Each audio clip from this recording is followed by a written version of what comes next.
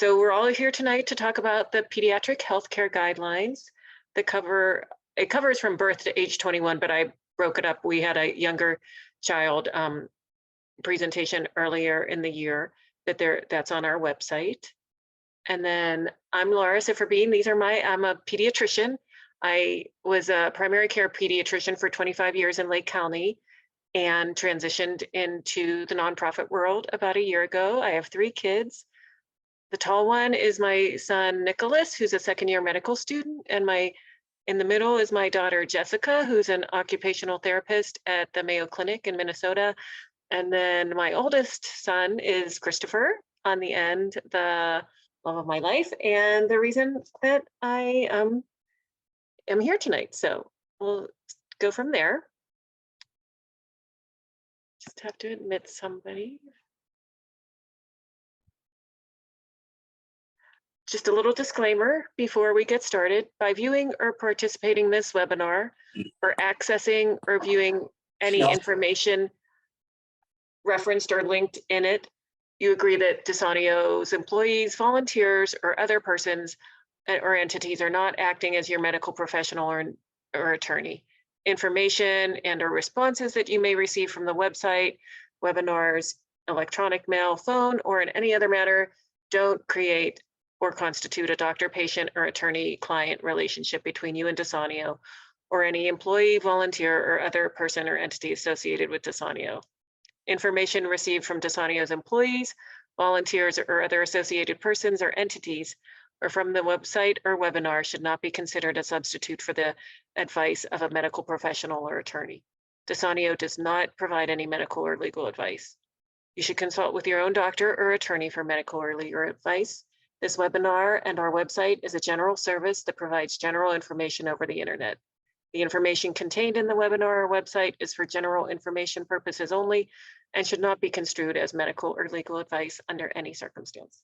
Okay, so the American Academy of Pediatrics began their health supervision for children and adolescents with Down syndrome. They first created the guidelines in 1994. They were revised in 2011 and most recently in the spring of 2022. And this is the link to the complete guidelines, which I would recommend downloading. You can find this under the medical tab on DeSanio's website. The homepage has a medical tab, and under medical, there's listing of the healthcare guidelines, the AAP guidelines, and the global guidelines for the healthcare of adults with Down syndrome. And then we will be posting all these links on the website also because I have many links in my slides. So there are many concerns that we follow throughout childhood for people with Down syndrome. There are common issues that your child's provider should evaluate each year through a history and physical exam and testing. Testing should include assessment of hearing and vision every year. And the vaccines for people with Down syndrome are just the usual schedule, though paying special attention to the vaccines for respiratory viruses and pneumonia like COVID, flu, and there are multiple pneumonia vaccines. So if your child got vaccines when they were little, but are now in their teenage years or adults, check with your healthcare provider to make sure they've had the most up-to-date pneumonia vaccines. One of the first things we start with when we're evaluating a patient every year is their nutritional status. You know, everybody comes in the office and steps on the scale. So we start by monitoring the weight. And we look at the BMI on the chart, not specifically for people with Down syndrome to gauge the weight status. Up until about age 10, the AAP recommends looking at the BMI on charts specific to people with Down syndrome. But if you'll notice, on these charts, for people with Down syndrome, it's the red lines. And for people without Down syndrome, it's the black lines. And you'll notice that solid red line is about the 50th percentile, the average weight for a person with Down syndrome. And starting at about age 10, that really starts to creep up, and it overlaps with the 85th percentile line for the people without Down syndrome. And that 85th percentile is when we begin to be concerned about people's weight. So the average person with Down syndrome is overweight, and that puts them at risk for medical problems such as sleep apnea, type 2 diabetes, and joint problems. And it's a very hard situation. And my own son is 30 years old, and trying to keep him a healthy weight is a continual struggle, but it is something to work on through healthy diet and regular exercise. People with Down syndrome, unfortunately, only need about 60% of the calories of a typical person. So the portion sizes and the number of times a day that people with Down syndrome need to eat is less than typical people. And I know that can be a constant battle, but it's an important one, because especially the sleep apnea and the type 2 diabetes really increases as the people get older. I was on the board of the National Down Syndrome Congress, and so was my husband. So we went to conventions many, many years, and a lot of the self-advocates are overweight, and it does cause a lot of medical problems. Yearly, you would also want to do a blood count and iron studies as further assessment of their nutritional status for anemia and things like that. Obstructive sleep apnea, as I said, can be a big problem in childhood and adults for people with Down syndrome. And symptoms can include snoring, restless sleep, daytime sleepiness, waking up at nighttime, behavior problems, abnormal sleep position. Some people sleep flopped over. Some people will sleep with like their thumbs in their mouth to prop their airway open. So that if you notice any of those things, that would definitely be something to talk to your person's doctor about. It's diagnosed by a sleep study, which does involve staying overnight and having the breathing and oxygen level monitored. It's not always the easiest thing there, but that's how you diagnose this. And it's managed by ear, nose, and throat specialists. Atlantoaxial instability is another thing that we keep on our radar for people with Down syndrome. In the cervical vertebrae in your neck, the atlas is the first cervical vertebrae, and the axis is the second cervical vertebrae. And in people with Down syndrome, because their ligaments and joints and things are looser than typical, those vertebrae can move on each other, and this can press on the spinal cord and cause spinal damage. Now, it's not that common in people with Down syndrome, but it's more common than in other people, and it's one of the things we want parents to be aware of. So for the American Academy of Pediatric recommends these cautions for all people with Down syndrome, not people necessarily diagnosed with atlantoaxial instability, but all people. And that it would include avoiding excessive flexion or extension, like bending down or bending back of the neck during anesthesia, surgery, x-rays, to minimize the risk that you're gonna pinch that spinal cord. To avoid trampoline use unless it's really part of a training program where somebody who is knowledgeable and knows how to supervise is in charge of that program. And to be aware that participation in contact sports like football, soccer, gymnastics are a risk for spinal cord injuries. And this is also from the American Academy of Pediatrics from their healthychildren.org website. So these are things you would want to call your doctor right away for if you noticed a change in how your child walks, uses their arms or hands, the peeing and pooping. If their head is tilted or stiff, that's definitely a reason to be concerned. If they're complaining about neck pain, if they have a new onset of weakness, and just if their activity level or function is decreasing. Now, I know that can happen for a lot of reasons, but these would all be reasons to contact your doctor, and then they can get an x-ray of the neck while the neck is in a neutral position, and can refer you to a neurosurgeon or a pediatric orthopedic surgeon who knows about managing atlantoaxial instability. In Cleveland, I think most of the time it's neurosurgeons. I'm not, I've never had somebody see an orthopedic surgeon in Cleveland, but I am more familiar with UH than the clinic. So as we all know, cardiac issues are very common in people with Down syndrome. So babies born with heart issues turn into teenagers and adults, and they're going to need cardiology follow-up.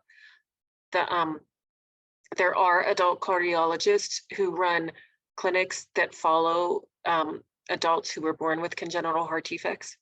But there also can be new conditions with heart valves that it can occur.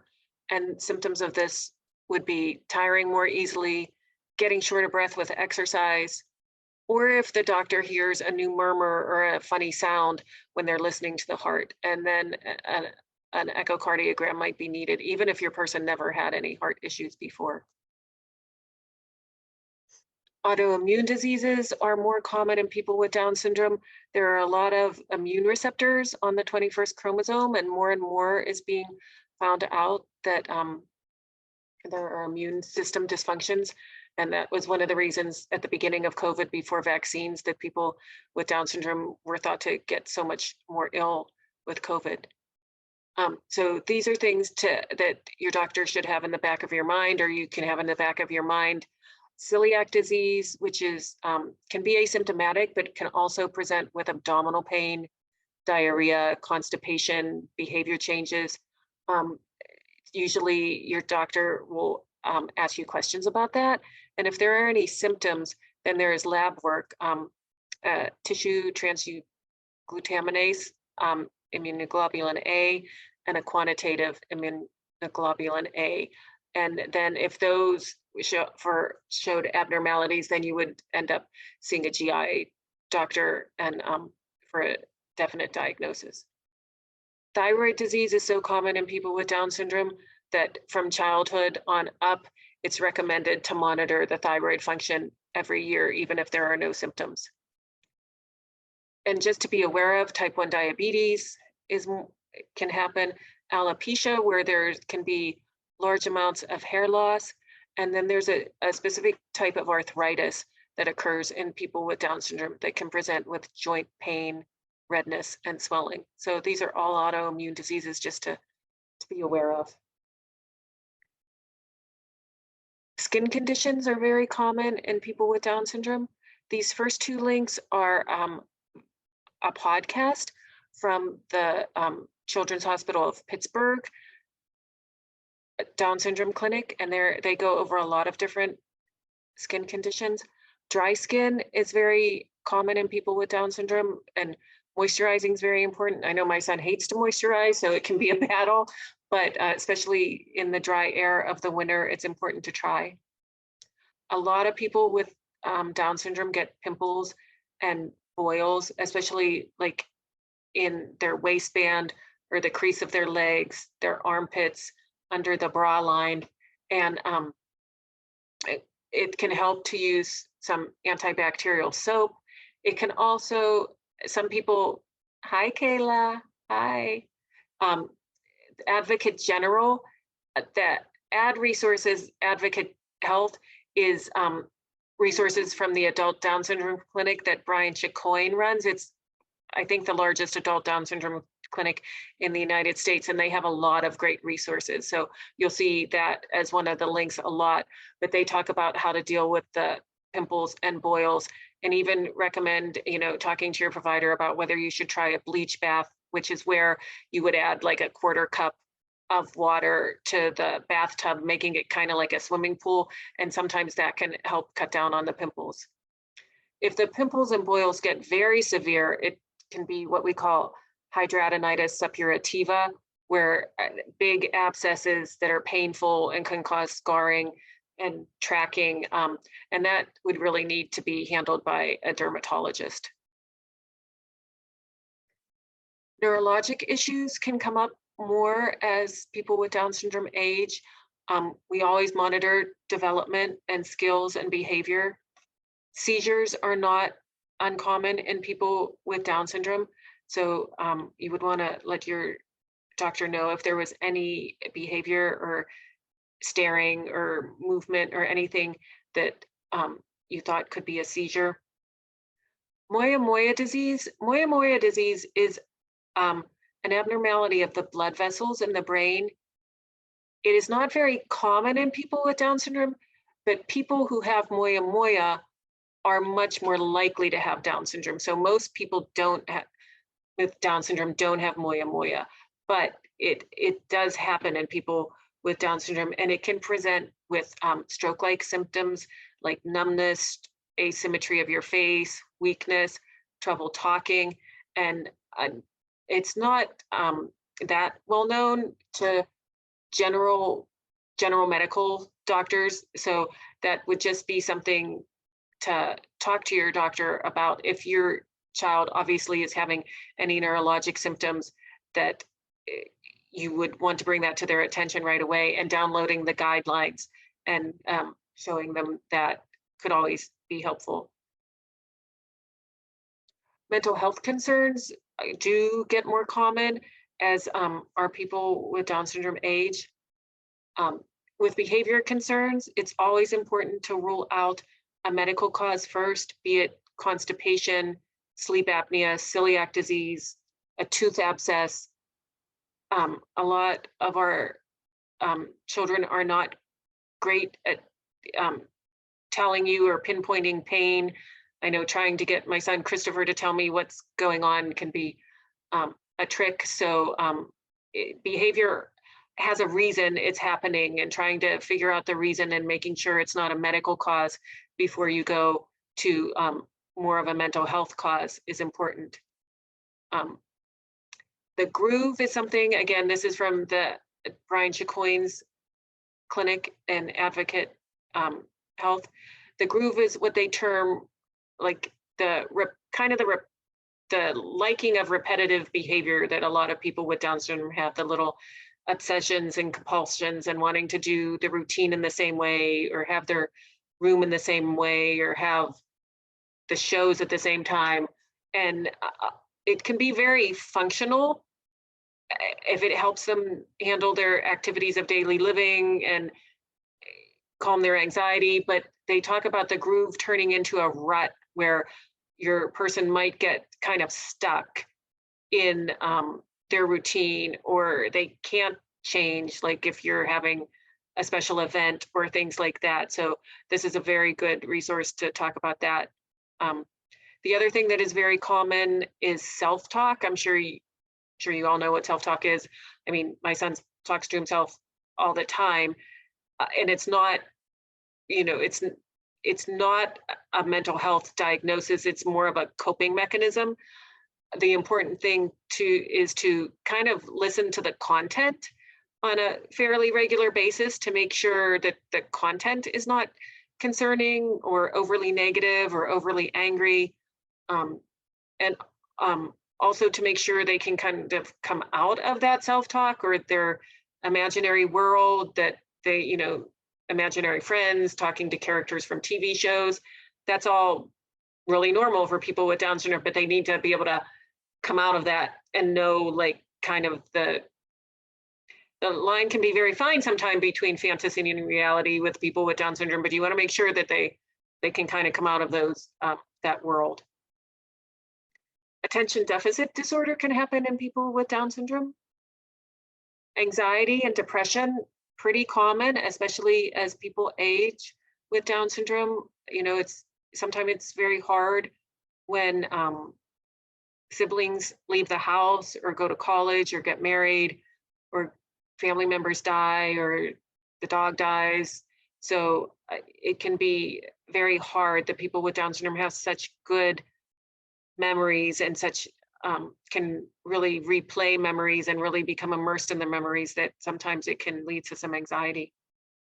And just, the guidelines point out, and I've had other experts say that just to be very careful with psychiatric medicines and start at the low dose and start low and go slow, because people with Down syndrome can be more sensitive to medications and have more side effects.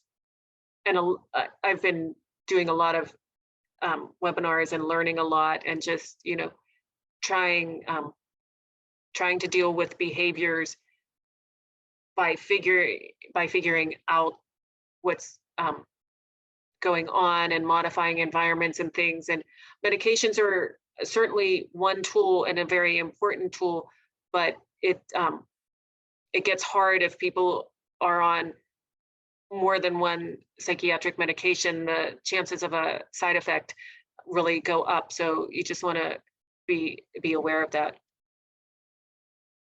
Regression is kind of its own thing. Regression and Down syndrome regression disorder has just officially become the name, is when a previously, typical person with Down syndrome, usually somewhere between the mid-teens and the mid-30s, acutely over the course of weeks to months begins to have an acute loss of skills, sometimes to the point of not speaking, moving very slowly, not wanting to eat. And it's not that common in people with Down syndrome, but when it does happen, it's a huge life change and very devastating to the person and the family. And it's getting a lot of research right now. So that would be something that you would really, if you have concerns about that, would really want to see somebody who has a lot of experience in dealing with regression. We don't have anybody like that in Cleveland, but if you contacted us, we could help your primary care provider. We could help give you names and get you in contact with some experts in the field. There's a doctor out of California, Jonathan Santoro, who's doing a lot of research on it and whether it is an immune problem. And he has had a lot of success treating it as an immune problem with immune therapy. We also have Dr. Eileen Quinn right in Toledo, who is an expert in regression. And we also have a couple psychiatrists in Cleveland who are interested in people with intellectual disabilities, not necessarily have a lot of experience in regression, but we're really trying to work on that. But if that's something that's a concern to you, please reach out to us and we'll do our best to put you in contact with people from across the United States. And these are some resources that explain more about regression is and about what the thinking on treating it is. From 12 to 21, that's a huge time of transition to teenagehood and adulthood, just like for people with Down syndrome and people without Down syndrome. So it's really a time to encourage increasing independence in the activities of daily living, including hygiene and dental care. And luckily, DeSanio has a program on self-care coming up in December that 2 occupational therapists are going to talk about how to help young adults and teenagers with Down syndrome become more independent. So I highly recommend that. And if you want to attend, please RSVP to Debbie at desanio.org. There's also some other handouts and links about bathing and showering and toilet hygiene. Puberty is a big issue that comes up during this time. The timing of puberty is not delayed. It will happen about the same time as it happened for your other kids or how it runs in your family. Most girls that I've taken care of with Down syndrome did very well with their periods. It's not uncommon for families to consider the use of birth control for their teenagers with Down syndrome to kind of handle the menstrual complaints better, handle some of the bleeding, maybe have a more predictable time of when the bleeding is going to occur, and even the extended regimen birth control pills now, so that you only get a period every 3 months, are all options you can talk about with your pediatrician and or gynecologist. Just keep in mind that women who had congenital heart disease might be more at risk for blood clots if they use a birth control that has estrogen in it. So you would want to check with your person's cardiologist too before you started any birth control pill, just to make sure that that was safe for them. There's different resources on menstrual hygiene and, alternatives to pads, the period panties, and even social stories on like how to change your pad, what to do. That I thought this was great. Christopher obviously never had to do this, but I thought it was a really helpful thing. Terry Collenhoven is really an expert in this area, and she's written several books and done podcasts and webinars. She is the clinical manager of a Down syndrome clinic in Wisconsin, is a sexuality educator, and she has an adult daughter with Down syndrome. And I have her books, and I've seen her speak in person, and she's really wonderful. So her books are great. Woodbine, which is the big publishing house that had this special needs collection, just closed, but I do think she is self-publishing through Amazon. So if you went on Amazon and searched Terry Collenhoven, I think you can still find her books, and she is self-publishing. Sorry to interrupt you. I have a couple of these at the office if anyone's interested in borrowing them. I have a couple copies of each. Great, thanks, Rich. Yeah, because they might be hard to find right now, but they are very useful. And also she did the podcasts through Children's Hospital of Pittsburgh. Again, Kishore Valati does those podcasts, and they're available on Apple Podcasts and on their website. And if you click this link, that would also be, you would also get them. Relationships become a big area of interest for the self-advocates. As they hit the teenage years, I know at the youth and adult conferences at the National Down Syndrome Congress Convention, the dances were very, very popular, and there was a lot of dating and dancing and, affection, and sometimes, too affectionate. So it's things you want to talk to your person about what is dating, what are relationships. I know it's uncomfortable, but the more you can talk to your person about puberty, sexuality, relationships, the safer they're going to be. Unfortunately, people with disabilities are at high risk for sexual abuse. So they really need to know what sex is and what sexual touching is, so they can know what's going on. So hopefully they can, talk to you, or can prevent it, can say no. And and that includes social media and internet use, because again, you don't want them to see content that and think that something's normal, and that they should repeat it, that's not normal. Or once you see an image, you can't really unsee the image. And with their visual memories being so good, you really want to monitor their internet use and the social media, who they're friending and things like that. I know you guys all know that, but just as a pediatrician, got to say it again. And boundaries are very important. DeSanio is having 2 programs.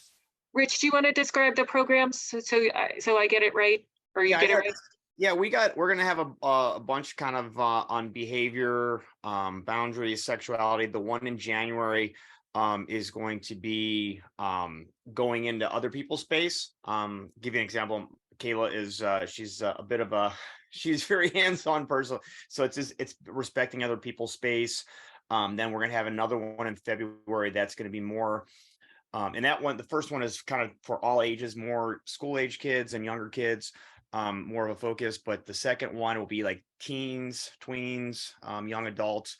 It's going to be on sexuality, boundaries, healthy relationships, kind of some of the stuff you were just talking about, just what's right, but also safety as well, just making kind of aware of that as well. And Gina also has some things that she's going to be working on. The ones that we're doing are obviously for parents, but Gina's going to be working on some stuff for hopefully rolling out sometime early next year or sometime in the spring, some other social related programs for the kids themselves. Thanks, Rich.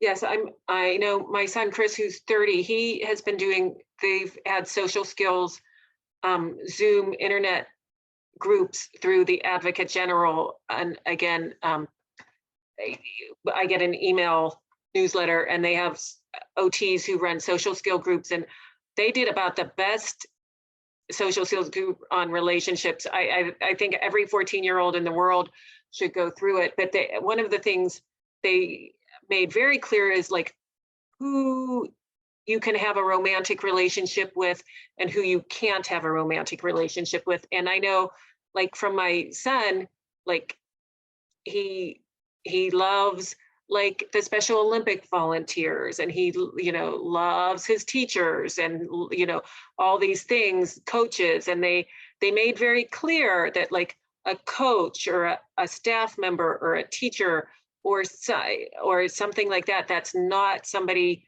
you have a romantic relationship with. And what is a romantic relationship, and like boundaries and consent. And they did the consent very well, like starting with like how close, like Rich was saying, how close am I allowed to get to you?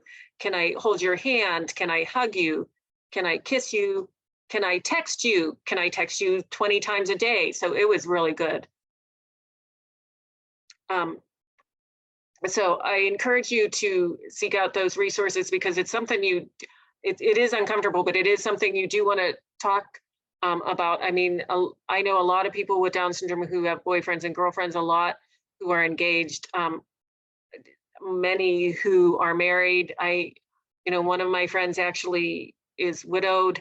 So all these things that I never thought it never occurred to me when Christopher was just born, but it's a lovely reality that we have to deal with uncomfortable subjects sometimes, so that because our kids are so included now. So continuing transition to middle school, high school, and beyond, it's important to include transition planning in the IEP. It actually is mandated to be there starting at age 14, depending on your school district. I'm sure that is better or worse. Some resources, the Ohio Department of Developmental Disabilities, and then your county board can be a lot of resources for the transition out of high school into vocational planning, into jobs, into day programs. We're very lucky. Lori Kowalski from DeSanio is our family support person, and she is so knowledgeable about transition and about employment. DeSanio is part of the transition boot camp, and they have programming, but they've also recorded it, and you can learn about a lot about education and transition there. And then a lot more of our young adults are continuing their education after high school, whether that's auditing classes, whether that's a program at a university for people with disabilities, whether that's just going to a university and not in a specific program for people with disabilities. And thinkcollege.net can give you a lot of information. I know my son, Christopher, he audited classes at Lakeland Community College, and their accommodation center was very good, and somebody kind of helped us pick the right classes. He didn't do all the work and get grades or anything like that, but he likes to learn, and he liked the social experience of being still on a campus, and Lakeland's right near our house, and he went to Mentor High School, so it's actually not that much bigger than Mentor High School. So it was a good experience for him right after high school. More concepts to consider approaching age 18. When your person turns 18, then legally they're an adult, and like doctors and financial institutions can't talk to you. And it's kind of startling when it happens, even for people without a disability, when you call the doctor's office and the nurse tells you, well, I can't talk to you because your child's 18 now. So you want to think about this at about age 16 or 17, whether you think you're going to need guardianship, whether you want to go with power of attorney, shared decision making. there's pros and cons, and really talking to a good lawyer would be something you need to do. You know, with Christopher, he still lives with us. He's very open to us helping in all his decision making. So we've gone with power of attorney. And when we did that for him, the lawyer actually said, well, you know, when your other kids turn 18, you should do it for them too, because you can help with their banking, you can help with their school things, you can do things in their name. So we actually have power of attorney for all 3 of our kids because nobody's married and nobody has another person they want to be power of attorney. So it does help in a lot of situations. And, you know, Chris was in the hospital a lot in 2021, and it was helpful to have that power of attorney.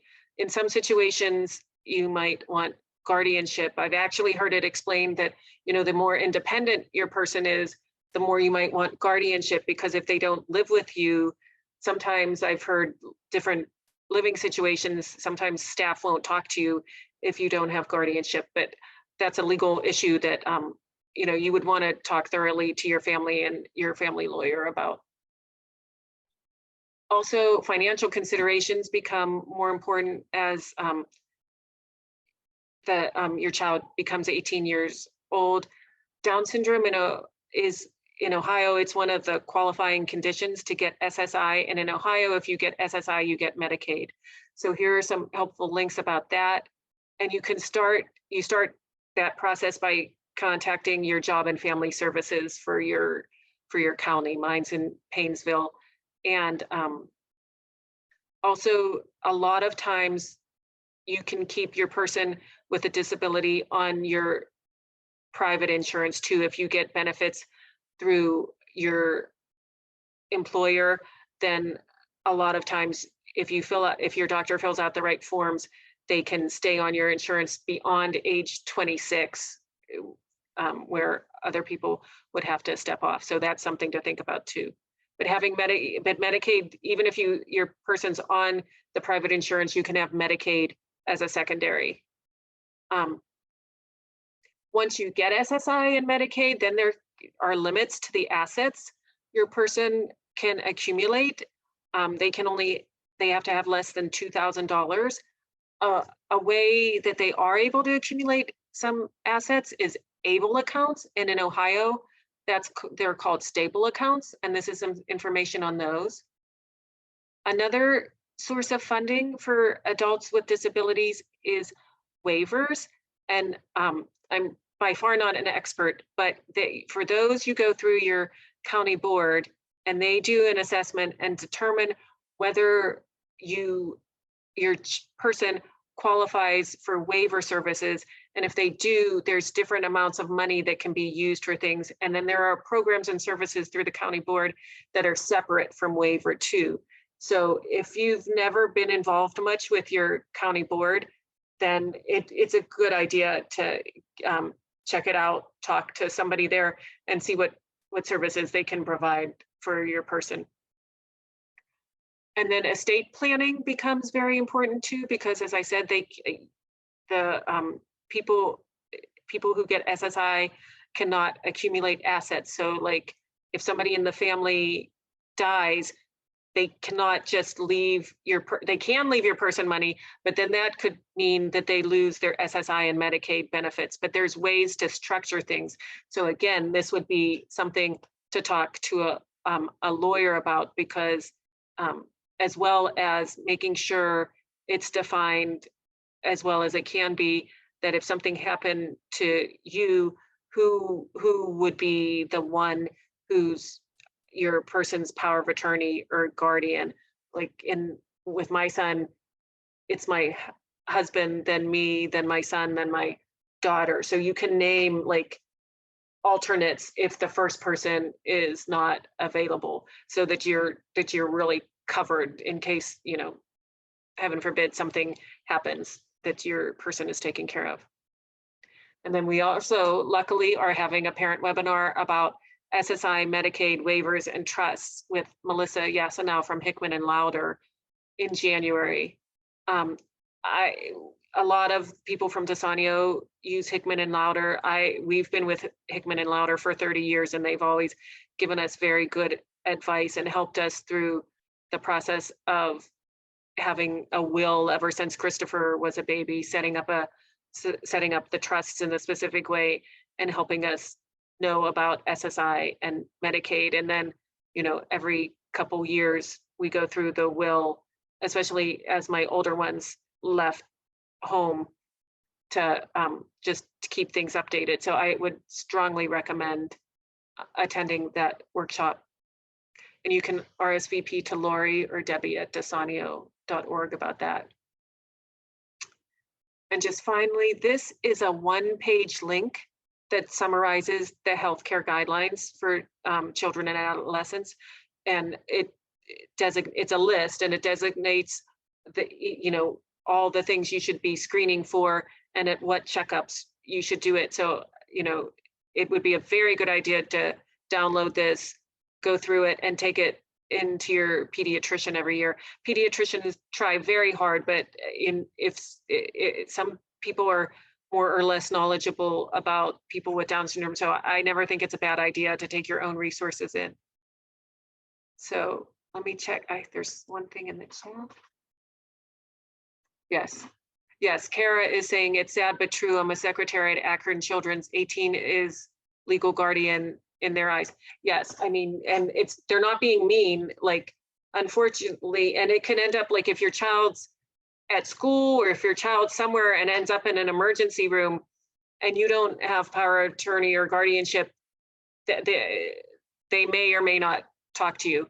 They may, but they're really not supposed to. And, so it's much better to have those legal documents in place and with you, at least like on your phone or something that you can always prove that that you have the right to that information. Okay, I'm going to stop sharing. So I know that was a lot, but okay, thank you, Kara. She says you can always fill out a release of information in the meantime, and it's good for a year. Thank you. Yes, and I know a lot of offices will ask who you have consent to talk to, so that's important too.